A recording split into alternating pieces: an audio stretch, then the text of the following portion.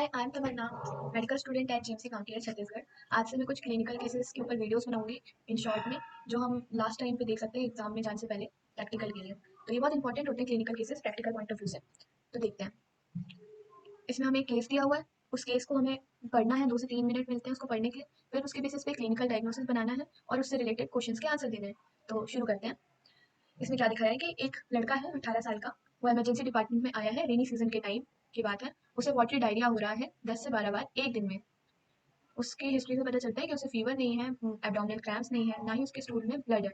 But उसकी complaints हैं intense thrust, cramps in leg and decrease urine output. उसकी history से ये भी पता चलता है कि उसके कॉलोनी के और भी लोगों को सेम कंप्लेंट्स आ रही हैं। माइक्रोस्कोपिक एग्जामिनेशन से पता चलता है राइस वाटरी अपीयरेंस है उसके स्टूल का, जो कि एक इंपॉर्टेंट साइन है कॉलेरा का। तो इसमें कॉलेरा हमें पता चल गया, डायग्नोसिस है हमारा किससे, वाटरी डायरिया से और राइस वाटर अपीयरेंस से। तो देखते हैं, आप क्वेश्चंस पे जाते हैं। What is the probable clinical diagnosis and why. Clinical diagnosis में कॉलेरा लिखना है, व्हाई में हमें क्वेश्चंस में सिम्टम्स दिए हुए हैं वो लिखने हैं। तो सिम्टम्स होते हैं diarrhoea, nausea, vomiting, dehydration, severe cases में शॉक भी। Second question, which is the most common positive agent in the case.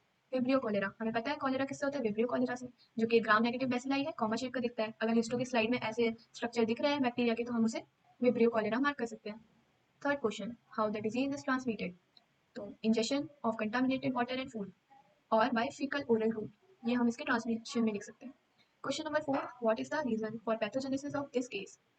तो हमें पैथोजेनेसिस एक लाइन में लिखना है, तो हम ये लिखेंगे cholera toxin causes increase cyclic AMP leading to loss of fluid and electrolyte.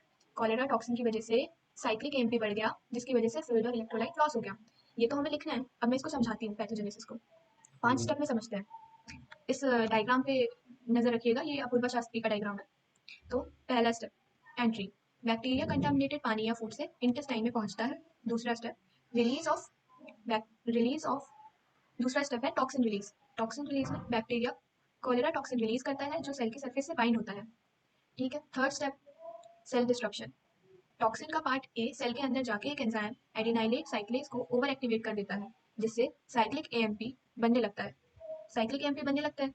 अब साइक्लिक एएमपी क्या करता है, देखते हैं फोर्थ स्टेप में, वाटर का लॉस।